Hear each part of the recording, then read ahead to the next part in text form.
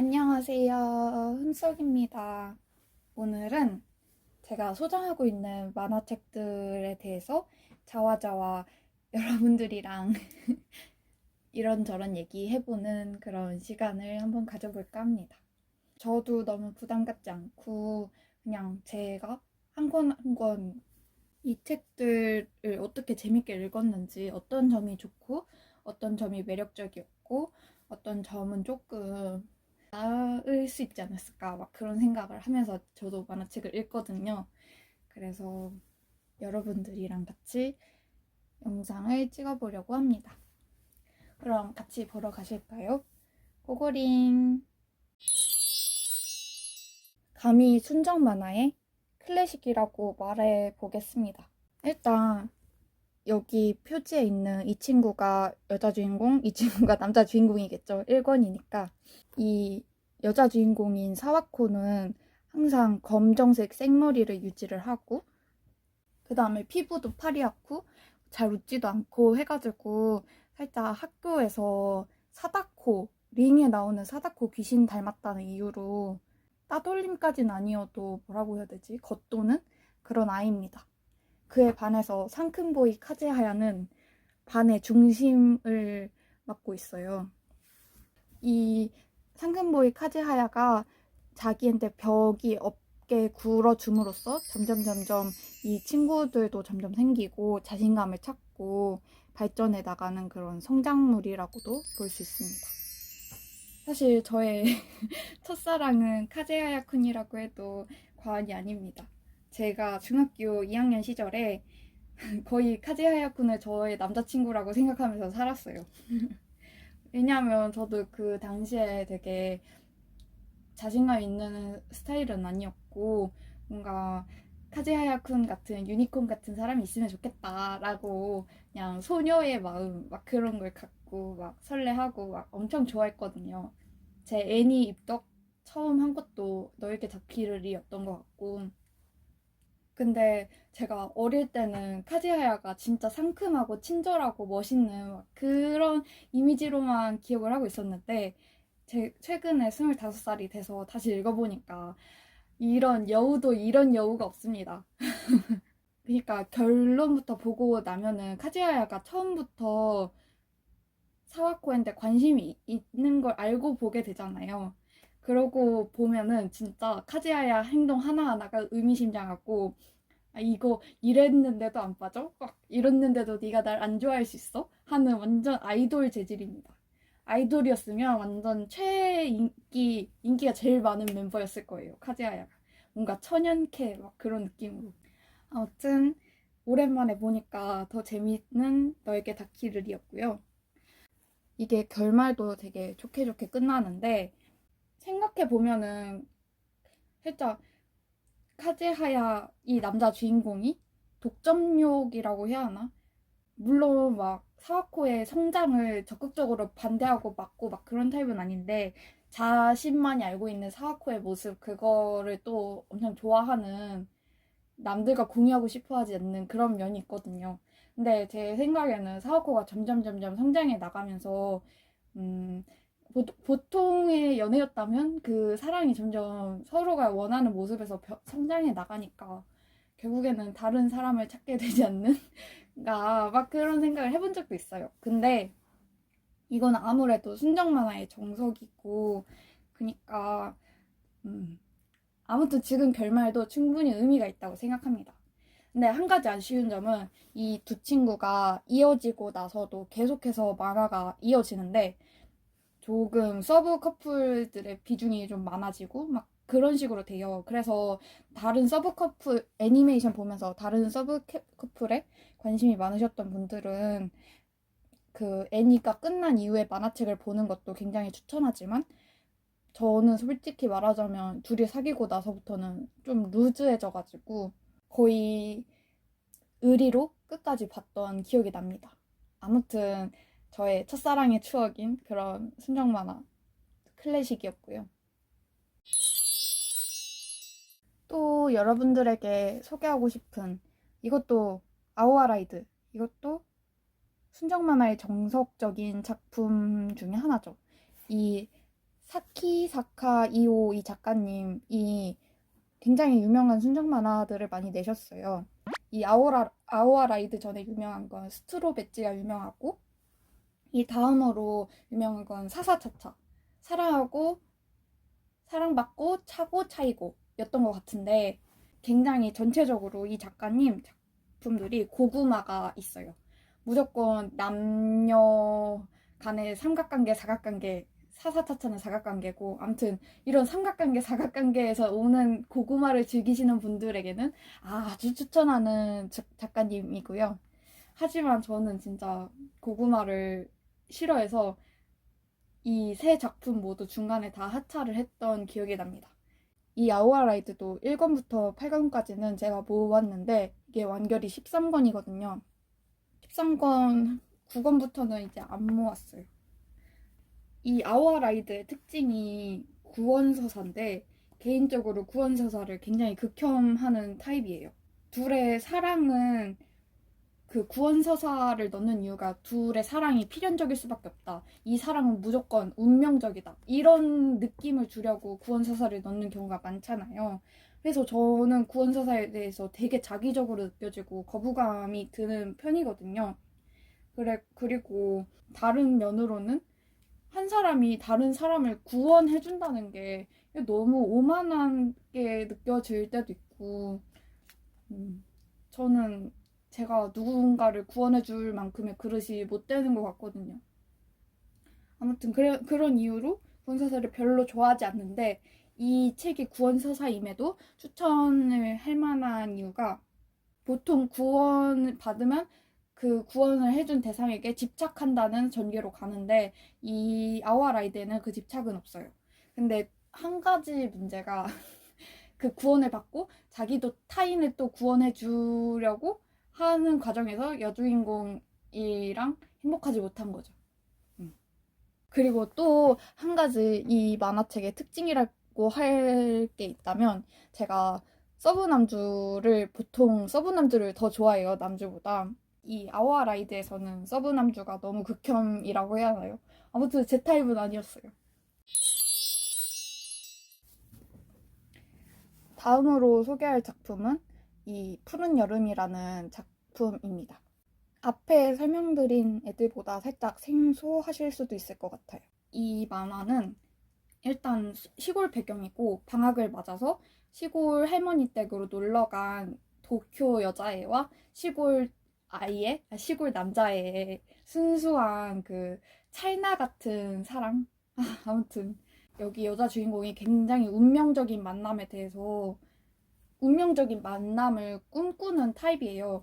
그래가지고 여행지에서 만나는 운명이 또 그렇게 로맨틱하지 않습니까? 이런 시골에서의 로맨스 좋아하시면 마을에 부는 산들바람이라는 영화가 있는데 그 영화도 굉장히 추천하는 바입니다. 그리고 이 만화에서 갈등이 벌어지는 요인이 시골의 사회가 굉장히 좁아서 너는 어떤 일을 해야 돼. 이 시골 사회 안에서 이게 너무 강해서 자기 꿈이 있는데도 그거를 향해 나아가지 못하는 남자 주인공이 이 도쿄에서 온 여자애를 만나면서 자기 꿈에 대한 그 열정이 환기가 되는 거죠. 그래서 그거랑 결부돼서 결국에 청춘물은 다 성장물인 것 같아요. 사랑을 하면서 다 성장하고 그런 것 같습니다. 아무튼 무난하게 괜찮은 작품이었고요. 다음은 이것도 살짝 생소하실 수도 있는데 하츠하루. 아무튼 하츠하루라는 작품이고요. 어떻게 보면 클리셰 덩어리라고 할 수 있는데 굉장히 그 일본 고등학교 순정 만화를 보면은 항상 나오는 그런 요소들 있잖아요. 발렌타인데이, 유원지나 중간고사, 기말고사, 축제, 여름 축제, 그리고 불꽃놀이. 아무튼 이런 그 진부한 클리셰들로만 구성돼 있다고 봐도 과언이 아니에요. 그래가지고 순정 만화 많이 본 사람이면 이거 맨날 보던 건데 막 그런 생각이 드실 수도 있어요. 근데 이 만화에 그나마 그래도 이 만화를 소장하고 있는 이유가 있을 거 아니에요. 그 많은 순정 만화 중에서 이게 왜냐면 그 순정 만화라는 장르를 전개해 나가기 위해서는 살짝 자기의 감정을 강요하는 그런 부분들이 생길 수가 있는데 이 만화에서는 전혀 그런 거 없고 서로 여기 커플이 다 여러 커플이 나오는데 그 커플들이 가지고 있는 문제들도 다양하지만 아무튼 그 문제를 다루는 방식에 있어서 서로를 굉장히 많이 배려하는 느낌의 사랑들을 해요. 그 모든 사랑이. 그래가지고 보면서 서로 배려하는 연애를 해야겠다 막 그런 느낌이 드는 그런 순정 만화였습니다. 그리고 이 작품이 조금 특별한 게 1권 여기 나온 게 남주인데 이 남주 시점으로 전개가 돼요. 보통 순정 만화는 거의 여주 시점으로 전개가 되는데 이건 좀 남주 시점이라서 더 특별했던 것 같습니다. 그게 좀 재밌는 요소였어요. 그리고 여러분, 이 야자와 아이 작가님은 워낙 유명하시고 사실 표지에는 안 나와 있는데 그림체가 굉장히 독특하시거든요.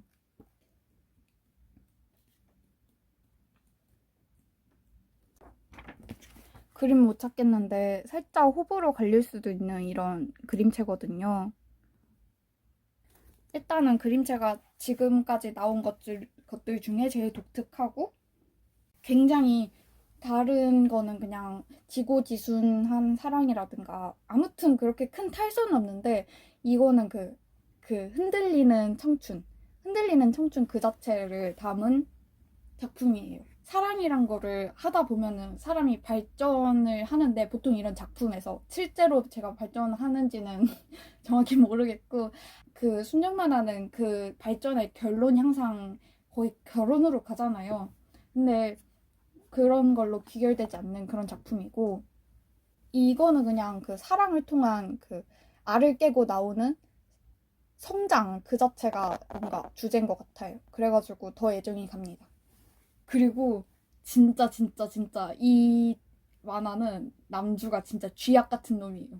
세상에 어차피 남자는 많고 너무 이번 기회에 집착하지 않아도 된다. 내가 가장 1순위여야 한다. 막 그런 생각을 갖고 있는 사람이기 때문에 남자나 아무튼 연인으로 인해서 휘둘리는 거를 이해를 못하는 사람인데 여기 나오는 남자 주인공은 진짜 쥐약 같은 놈이라 저도 살짝 홀릴 것 같은 느낌 있잖아요. 만화책을 보면서. 근데 츤데레 이런 거 진짜 안 좋아하는데 이건 진짜 쥐약 같은 매력이에요. 대충 처음에 줄거리를 설명하자면 이 여자 주인공이 굉장한 명문 고등학교에 지금 다니고 있는데 사실 공부하는 거를 이 여자가 막 즐기는 것도 아니고 공부를 하는 이유 자체가 그냥 부모님의 강요에 떠밀려서 그냥 어영부영하고 있는데 점점 그게 힘들어지는 거죠. 그런 감정은 다들 갖고 있으니까. 그래서 내가 해야 하는 건 뭘까? 막 그런 고민을 하고 있던 차에 이 남자 주인공이 메인 디자이너인 고등학생 패션 디자인 크루에서 모델을 서달라는 부탁을 받아요. 자기 발표회에서 모델을 서달라고 졸업작품. 그래가지고 맨 처음엔 거절을 하다가 결국에는 오케이 하고 점점 모델의 꿈을 키워가는데 진짜 이 남자 주인공이 나쁜 놈인 게 모순 그 자체예요. 이 남자 주인공이 바라는 여자친구 연인의 상이 자기 커리어나 주관이 확실하고 자기 말에 항상 책임을 지는 그런 사람인데 그렇게 해가지고 그런 사람을 좋아하는 건 상관이 없는데 뭐라고 해야 되지? 이 여자 주인공을 끌어들이고는 살짝 이거는 다 네가 한 선택이니까 내 탓을 하면 안 돼 너는 이렇게 해버리는 거예요. 연인 사이에서는 조금 싫을 것 같다는 생각이 많이 들었고요. 제가 지금 말하는 것만 들으면 그런 놈을 왜 좋아해 하실 건데 진짜 보시면 알아요. 좋아할 수밖에 없어요. 쥐약 같은 남자 궁금하시면 보시길 바랍니다. 아! 파라키스 저 파라다이스 키스 영화 버전도 있거든요. 근데 살짝 결말이 만화책이랑 다르긴 한데 영화도 진짜 추천해요. 그리고 이거는 순정 애니메이션으로도 나와 있는 옆자리 괴물군입니다. 어떻게 보면은 순정 만화에서 또 클리셰라고 할 수 있는 전교 1등과 2등의 사랑 이야기인데 보통 전교 1, 2등의 요즘에 사랑 얘기하면 배틀 연애잖아요. 서로 그 경쟁하면서 그 경쟁 속에 싹트는 사랑. 사랑. 아무튼 그런 사랑 얘기가 보통 주됐는데 이거는 살짝 그런 느낌은 아니고 이 이야기의 주역들은 대부분이 뭔가 부족한 인간들이에요. 일단 이 남자 주인공은 엄청 비상한 머리를 지녔는데 학업 관련해서 특히 사실 이 친구는 외로움을 항상 타고 있고 사람의 손을 그리워하고 그런 거예요. 그 공부를 자기가 너무 잘함으로 인해서 자기가 소중하게 생각했던 사람들한테 배신을 당하는 거죠. 전교 2등인 시즈쿠는 그런 하루한테 열등감을 느끼면서도 또 하루한테 끌리는 거예요. 한 번도 누군가를 동정해보거나 슬퍼해보거나 막 그런 적이 없는데도 하루만큼은 뭔가 마음에서 끌리는 거죠. 이게 좀 너무 개연성이 없을 수도 있는데 저도 뭔가 하루 같은 애 있으면 엄마 마음 들 것 같기도 하고 아무튼 그렇습니다. 전교 1등, 2등 이 소재 좋아하시면 옆자리 괴물군도 추천하고 이미 보신 거일 수도 있는데 또 추천할게. 그 남자 그 여자, 스페셜 SA, 라스트 게임 그리고 한국 만화 중에선 치인트가 가장 유명한 것 같고 아무튼 전교 1, 2등물 제가 엄청 좋아합니다. 혹시 아시는 거 있으면 또 추천해 주시길 바래요. 아 그리고 이 옆자리 괴물군의 포인트는 서브남주입니다. 서브남주가 야마켄 군 야마켄인데 야마켄이 너무 매력있어요. 솔직히 다른 순정 만화의 서브남주들은 너무 불쌍하니까 여주가 돌아봐줬으면 좋겠고 여주랑 잘 됐으면 좋겠고 하는데 안 되는 건데 야마켄 군은 살짝 여주랑 잘 되길 바라지 않았어요. 왜냐하면 저랑 잘 돼야 되거든요. 너무 주접이죠.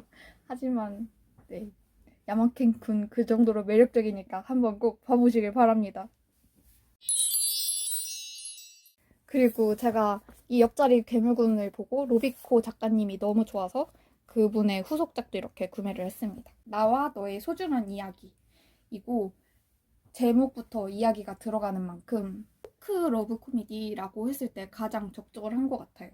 리디북스 후기를 보면 살짝 악평이 많더라고요. 얘네들이 항상 어떤 주제를 가지고 서로 반대편에서 대화를 해가면서 서로에 대한 이해도가 깊어지면서 호감도 싹 트는 막 그런 연애를 해요. 근데 그 얘기하는 주제들이 살짝 어디서 따왔냐 하면은 막 옛날에 금성에서 온 여자, 화성에서 온 남자 막 그런 주제들이 롤러코스터도 그렇고 그런 주제들이 많았잖아요.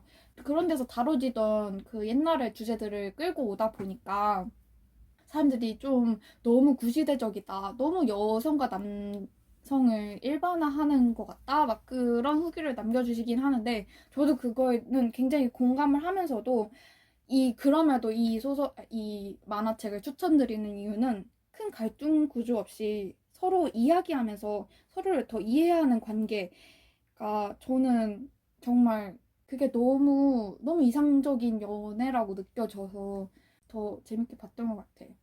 이건 좀 특별한 전개 방식이 특별해요. 그리고 굉장히 재밌어요. 러브 코미디가 더 잘 맞는 것 같아요. 그리고 거실의 마친 아가씨. 요즘 일본에서 쉐어하우스가 굉장히 인기라는 얘기를 들었는데요. 이것도 쉐어하우스물입니다. 거실의 마친 아가씨는 살짝 주제라든가 스토리가 재밌다기보단 요소 설레는 포인트들이 있었거든요. 그래서 설렘 포인트를 잘 아는 작가지만 전체적인 맥락은 흐름은 뭐 썩 매끄럽진 않다 막 이렇게 얘기를 하고 싶고요. 이 쉐어하우스 물 중에서 주제나 전개나 이런 거를 제가 좋아하는 전개였던 거는 꿈꾸는 태양이라는 좀 예전 만화인데 이게 제일 재밌었어요. 이것은 추천드릴만 해요. 거실에 마츠 아가씨는 살짝 앞부분 보다가 재미없으시면 탈주하시는 게 맞는 것 같아요. 이 츠바키초 롤리플래닛도 좀 앞에서 말씀드렸던 마츠 아가씨처럼 나이차가 있는 커플의 얘기고요. 또 일본 만화 중에 남주가 소설 작가나 만화책 작가? 아무튼 주인공이 만화 작가고 거기에 이 여자 고등학생이 입주 가정부로 들어가면서부터 생기는 로맨스 이야기고요. 이런 소재가 흔하긴 하고 제가 좋아하는 소재도 딱히 아닌데 이 작가님 야마모리 미카님을 제가 너무 좋아해가지고 보게 된 작품입니다. 솔직히 이분 전작이 좋아서 사서 보기 시작한 건데 이 만화책 같은 경우에는 둘의 사랑이 제가 느끼기엔 별로 장애할 것도 없고 클리셰도 많고 소장을 다 해두긴 했는데 읽지는 않았어요. 나중에 천천히 보겠지라는 생각으로 사두기만 했습니다. 아무튼 그렇게 추천하진 않아요. 그리고 제가 저 츠바키초를 사게 된 이유죠. 한낮의 유성을 너무 재밌게 봤어요. 진짜 한낮의 유성은 순정 만화 보면은 제목을 왜 이걸로 했지? 사람들의 눈을 붙잡는 그런 제목들 있잖아요. 막 철벽 선생 이런 거는 철벽 선생 되게 자극적이다. 막 그런 느낌을 줄 수 있는데 아니면은 완전 이해할 수 없는 거를 제목으로 하는 경우가 있는데 이것도 살짝 무슨 의미지? 막 이런 생각을 하게 되는 제목이잖아요. 근데 다른 만화들은 그래 놓고서 왜 그 이미지를 해결을 안 해주는 경우들도 있는데 이거는 왜 만화 제목이 한낮의 유성일 수밖에 없는지 결론에 너무 수미상관이라고 해야 되나? 이게 왜 처음에 한낮의 유성으로 시작해서 한낮의 유성으로 끝나는지 이게 너무 완벽해요. 아무튼 너무 좋아해요. 이거는 살짝 사제물이라고 볼 수 있어요. 선생님과 여고생의 사랑. 사제물이 재밌는 요소는 실은 선생님이랑 제자 사이가 도덕적으로 옳은 건 아니잖아요. 그래서 절대 안 되는 사이라는 그 터부를 넘을까 말까. 막 그게 재밌는 거라고 생각하거든요. 이 작품은 그걸 굉장히 잘 살렸다고 생각합니다. 결론에 대해서 살짝 스포를 하자면 순정 만화는 성장물이죠. 어느 방향으로 나아가는 과정이다. 이 정도로 얘기할 수 있을 것 같습니다. 저는 이 결론이 굉장히 마음에 들었고 결론까지 완벽하다고 생각합니다. 저는 항상 모든 글이나 만화나 뭐 어떤 콘텐츠든지 뭔가 메시지가 있어야 된다고 생각해요. 그 메시지가 항상 뚜렷해야지 명작이 되는 것 같고 아무튼 그런 이유로 굉장히 추천하는 작품입니다. 그리고 여러분이 또 싫어하실 수 있는 사제물인데 어쩔 수 없어요. 저는 사제물을 좋아하니까 소개를 할 수밖에 없어요. 제가 영화 플립 다들 아시나요? 그 영화를 너무 좋아해서 한 6, 7번을 돌려봤어요. 근데 제가 그런 서사를 그냥 굉장히 좋아해요. 여자의 무한 대시 끝에 여주의 진가를 남자가 알아주는 서사를 굉장히 좋아하는데 평소에 자기가 좋아하는 로맨스가 그런 서사가 많다 하시면은 진짜 강추하는 작품이에요. 여주인공이 진짜 엉뚱하고 푼수 같고 하는데도 되게 심지가 굳고 직진만 하는 사람이란 말이에요. 그래서 좌절하지 않고 끊임없이 부딪히는 모습이 너무 귀엽게 느껴졌고 근데 현실에서는 진짜 별론 거 다들 아시죠? 저는 현실에서 그렇게 들이대는 건 좀 싫긴 할 것 같아요. 현실에선 싫어하지만 왜 작품이나 소설이나 이런 만화나 이런 데에서는 좋아하나를 생각을 해봤을 때 누군가를 나 스스로보다 더 사랑한다는 생각을 해본 적이 없는데 이런 게 재밌을 수 있는 건 저가 한 번도 내 자신을 내던질 정도로 누군가를 좋아해 본 적이 없어서인 것 같아요. 저한테 전혀 없는 요소기 때문에 그 순수함과 열정 그거를 동경하게 돼요. 그래서 이런 작품으로 살짝 대리 만족하는 것 굉장히 좋다고 생각합니다. 그리고 오늘은 이게 마지막이에요. 엥과에스 이것도 사제물입니다. 이게 킨다이치 렌주로 작가님이거든요. 이 사람이 진짜 천재 같아요. 왜냐면은 이 사람의 특징이 상황을 진짜 잘 설정하세요. 보통의 어떤 극이라는 게 서사를 이끌어 나가는 방식이 주인공의 성격의 특이성이나 강한 동기, 막 예를 들어 딸을 뺏겼다, 아버지를 잃었다, 원수다, 막 이런 식으로 강한 동기를 줘가지고 계속해서 이야기를 끌어나갈 동력을 계속 주입해서 결론까지 가거든요. 근데 이 작가님들의 작품은 이런 특이성이나 강력한 동기 이런 걸 주는 게 아니라 평범한 사람들을 아주 비상식적인 상황 그치만 이뤄낼 법한 상황에 몰아넣어서 그 상황에서 어떡하지 하면서 움직이게 만드는 거예요. 그 평범한 인물들을. 그러니까 더 공감이 가는 것 같아요. 그래서 더 재밌고, 이 전개 방식에 있어서 굉장히 천재이신 것 같고, 이 작가님 작품들이 전체적으로 그냥 요소만 보면 막장인데 너무 인물들을 너무 잘 그리니까 막장인데도 뭔가 따뜻해지는, 마음이 따뜻해지는 막 그런 느낌이 들어요. 굉장히 모순적이면서도 상식적이면서도 비상식적인 그런 느낌을 줍니다. 그리고 이 작가님이 클리셰를 잘 꼬시는 것 같은데, 이 N과 S에서는 어떻게 꼬셨냐면, 보통 사제물이 선생님과 제자로 만나가지고 사랑을 하게 되고 그 다음에 이어지느냐 아니면 안 이어지느냐로 끝이 나잖아요. 근데 여기서는 먼저 사귀고 그 다음에 사제 관계가 이루어집니다.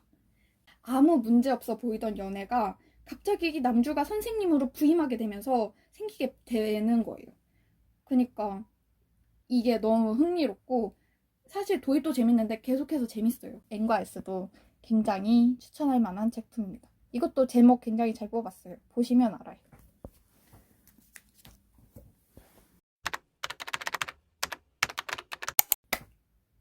이렇게 제가 좋아하는 순정 만화들에 대해서 막 떠들어 봤는데, 여러분 너무 저만 신나가지고 떠든 것 같아서 여러분들이 재미없으셨을 수도 있지만, 저는 아무튼 여러분들이랑 친구가 돼서 이렇게 떠든 것 같아서 즐거웠습니다.